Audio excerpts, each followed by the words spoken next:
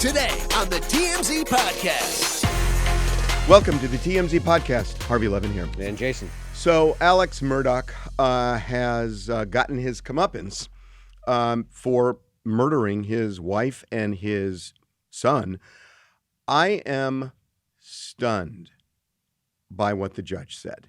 I found it just amazing. And as I thought about it, you know, I think this is opening up a whole thing we need to talk about, which is why the prosecution did not seek the death penalty. I thought the judge was actually quietly very critical of the prosecution for not doing it. Let's talk about it in a minute, because I think that's right to a point, but I also understand why the prosecution may not have sought the death penalty. I'd like an explanation for that, so that's great. Here's what the judge said. In this case, qualifies under our death penalty statute based on the statutory aggravating circumstances of two or more people being murdered by the defendant by one act or pursuant to one scheme or course of conduct that over the past century, your family, including you, have been prosecuting people here in this courtroom, and many have received the death penalty, probably for lesser conduct. So the judge said, which is just stunning, there are people who have been sentenced to death for less. Right. Well, I mean, that is a shot at the prosecutors, right? On the surface. Right. Yes. And, you know, you got to think that a lot of people who have followed this trial, and maybe the prosecution team as well, said, did we blow this? And the reason is, and remember, the judge said this case has captured national attention. He thought it was significant that this was an esteemed lawyer at one point in the community. And the judge went from feeling heartbroken for him to then realizing what a reviled person he is and should be. Yes. So you hear this and you think, why the hell didn't they ask for the death penalty? So here's my theory. You don't have to prove motive in murder cases. Juries like to hear it because they can make sense of why somebody did what they did, especially if it's a circumstantial evidence case, which this is. Right. And sometimes when you overcharge somebody, it gives the jury, well, and when I say overcharge, when you seek the highest charge, the highest penalty, you know the stakes are the death penalty. In a situation like that, it may give the jury pause if they don't feel it is at a level that would warrant killing somebody. So my only pushback on that, Harvey, is I don't know, and I don't know anything about South Carolina procedure, but I don't know that the jury would have even been aware that it is or is not a death. Now, they may have heard it, and they were not sequestered, so they can hear things outside in the world. They knew this is not a death penalty case. If it became a death penalty case, look, these are people living in the town, in the community, so they know that this is, you know, and they know this. And this is something, too, that would come up in closing argument and all, you know, if they had sought it. Yeah, well. But here's what I'm saying. The motive in this case has always been a little weird, that his financial misdeeds were about to be exposed, and therefore he killed his wife and son. I don't think it's... Well, also he was high on countless opioids as well. That's not a motive, but that's what I'm saying. Yeah. it's not like I killed them for life insurance money. It's not like, right. You know, there are clear motives that people have in killing. I watch a lot of Dateline. There are clear motives that people have in killing. Yep. And this is not clear. And everybody's kind of conceded that. You don't need to prove it. But if the jury starts to wonder, God, do we want the death penalty in a situation like this? Is this a case where you convict the guy and he's sentenced to death and we don't understand the motive? That's what I think is behind the prosecutor saying we're not going to see the death penalty. You may be right, and I can't get into the prosecutor's heads, but what you're saying makes sense. Here's my thought. If that's the case, if that's why they didn't see it, bad on the prosecutor. Like, look, you can feel however you want about the death penalty, but it's issued, it's legal in South Carolina, and South Carolina employs the death penalty as much as you think it would, right? It's a conservative southern state that believes in the death penalty. So, and the judge's point was he sees people in his courtroom all the time that are sentenced to death for lesser crimes. Right. I don't know why they didn't go after this guy for that penalty. reason. But that's a terrible reason. That's let me give you an example. Have you ever heard of situations, and this happens a lot, where prosecutors could charge either for murder or manslaughter, and they choose manslaughter because they can't prove the murder case. Right. They could prove the murder case, but it's not as strong as the manslaughter case, and they're worried that if they go for murder, the jury's going to say, ugh. It's a different in kind. But those are different charges. One of which this is attempting to get a punishment that fits the crime. And if the prosecutors are going to look, what this was a slam. And there's no such. I was going to say slam dunk. There's no such thing as a slam dunk. I covered the O.J. Simpson case. O.J. Simpson, Casey Anthony. Can I tell you something? O.J. Simpson was a stronger case in terms of proof than Alex Murdaugh. Oh, I don't want to compare them because I can't go toe-to-toe with you and OJ. What I can say about Alex Murdaugh is there is video and audio evidence of him at the scene of the crime. He's guilty. and he lied about it, and they convicted him in 3 hours. They convicted OJ, I believe, in 2. Well, no, they didn't. Excuse me, they acquitted him in 2. They acquitted him in 2. I'm just saying, I get your point. Maybe pragmatics would say, and maybe if I were to go to the prosecutor was sitting here with us, he'd say, look, we just felt that it might torpedo the whole thing. I hear the judge's words, and I think that what the judge is saying, and I'm reading tea leaves here, I think what he is saying is that there is something about society, wealth, and race that caused this case to be prosecuted differently than if it was a poor black kid sitting in this chair. Oh my God, I did not hear that. That's when he said lesser cases. Look, I don't think he was bringing those elements in. I do. I think he was just saying that you killed your wife and son. You shot them to death. You literally shot your son in the head where his brain hit the ceiling and then came down to the ground. Yeah. And I think he's saying that when you look at other murder cases, where somebody shoots a stranger, shoots somebody in a bank robbery, as heinous as it is, this is worse. Yeah, no, he's definitely saying that. So and it's not a racial thing. No, it's not. But he's saying so. Therefore, in those cases, which is just some kid killing somebody. Oh, I don't want to say just. It's a horrible, heinous crime, but it's a kid killing somebody who's robbing, right? And we were prosecuting those to the death penalty. But here we have this man who, in cold blood, killed his wife and his child. But we're not seeking the death penalty here. He's sort of asking the question rhetorically, why the distinction? But you're assuming a conclusion here that the jury, that the prosecution going in knows they're going to get a conviction. What I'm saying to you is that you do not have to prove motive in a murder case, but it helps. And when you offer it, and it's not as strong as life insurance money, another woman, things that are very clear to a jury. Easy to understand, right? Yeah. That it gave them pause. And I think that's why they did it. Because otherwise, and by the way, and I believe I'm right here, the evidence of the audio at the dog kennel, which really is the smoking gun in this case, if there is one, putting him at the scene when he lied and said he wasn't. I think that came in later.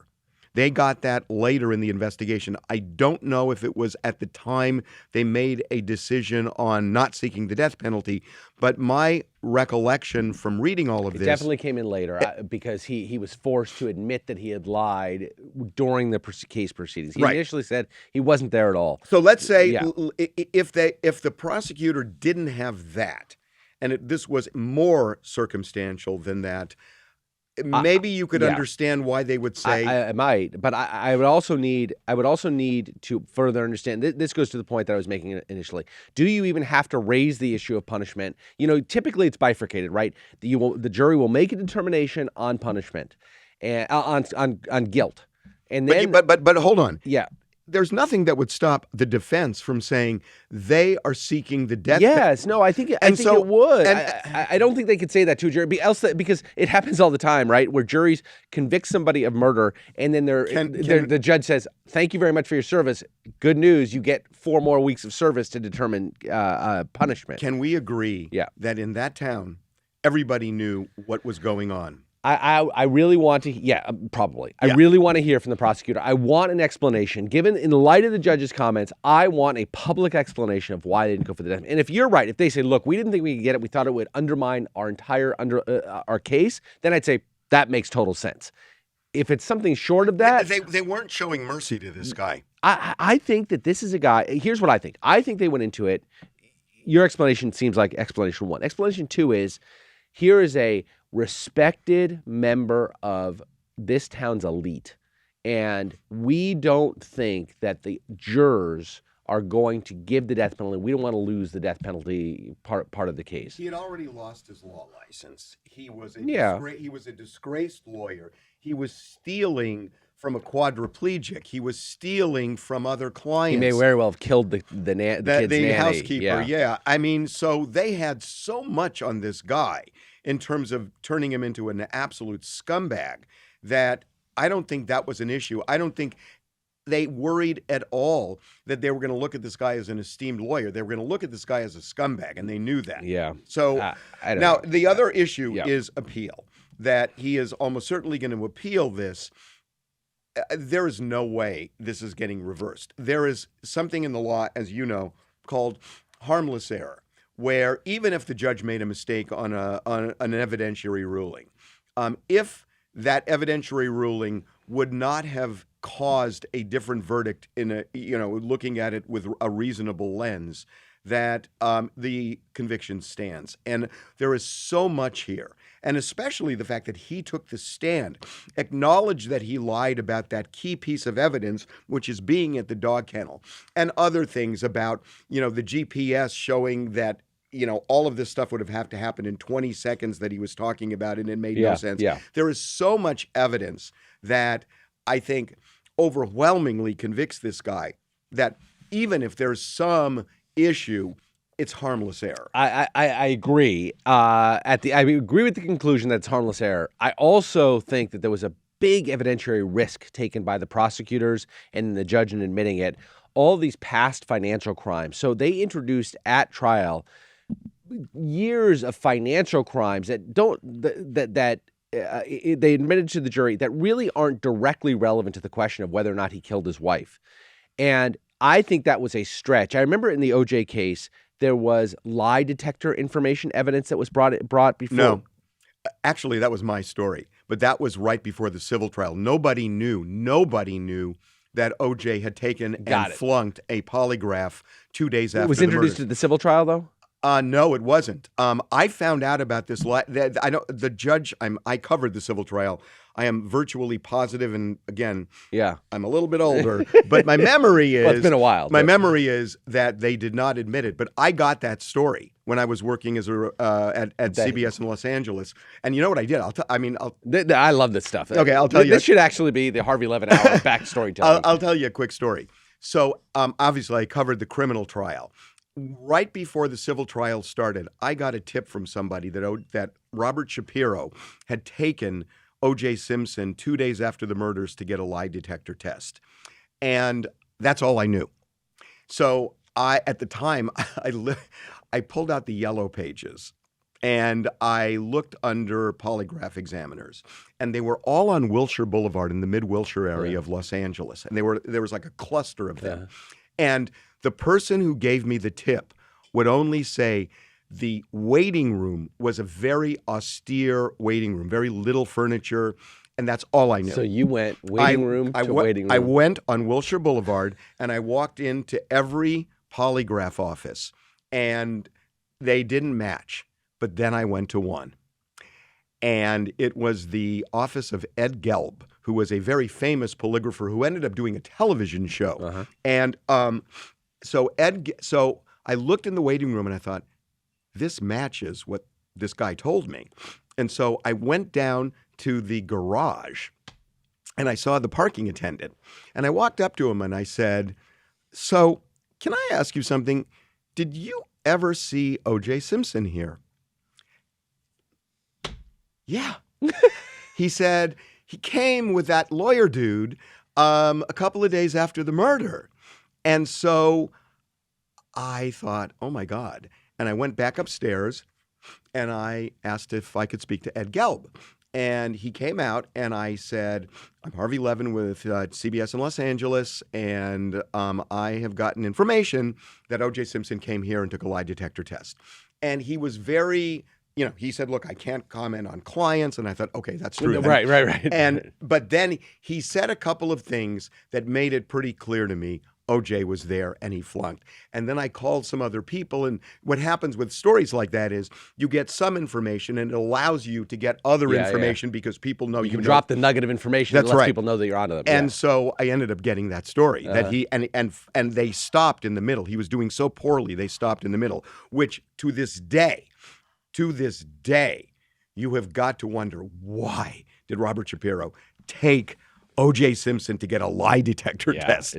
But he did. I can't say. But that was far afield. I brought it up because I actually remember my law professor, who Stan Goldman. At the time, he was my law professor, who covered O.J. Simpson. And he said, I remember him saying, in relation to the lie detector test, the prosecution, or maybe it was the plaintiffs in the civil case, they just don't need it. Like, why take the risk of introducing it when you just don't need it to prove the case? And that's sort of the way I feel about. That's what you're saying about Alex Murdaugh. Like, the harmless. It's only reversible error if it was essential to the conviction. And I'm saying you might have had a different outcome. Answer. Yeah. And so I'm saying about all this financial crimes, like I don't really think I'd But all the financial stuff was really murky to me. There was so much. I mean, look, it is so powerful that here is Alex Murdaugh at the dog kennel. Right when it happens, as he denies it. But they spent 2 days with him on the stand saying, "Did you defraud your law partners?" and walking through that. Did you defraud the community by taking loans? But you know one of the reasons I think that all happened is when, look, they needed to prove that he is an habitual liar and that he's telling the jury something now. Why should they believe him now when his MO in life is... But that proves too much, right? Then you'd always allow prior bad acts to come in, right? They're a habitual criminal, they're a habitual liar. We know that the assumption is, the default is that those kinds of prior acts are not admissible unless you can show that they make up a pattern of conduct, and that's clearly what happened here. They're going to uphold the conviction. But like I said, your conclusion is absolutely right. There is no chance in the world that the South Carolina Appeals Court or Supreme Court is going to overturn this conviction of Alex Murdaugh. Zero. Okay, and then we're going to end with this. Every weekend on TMZ.com, we put 9 polls up to kind of take the temperature of people, or, just to find out how they feel about things that are in the news that week. One of the questions I'm going to put in there for this weekend, bigger liar, Alex Murdaugh, George Santos. Oh, interesting. What do you think? How do you describe a bigger liar? Those are your options. I think George Santos is a bigger liar. I think Santos is going to win this. Or lose this. Right. Have a good weekend, everybody.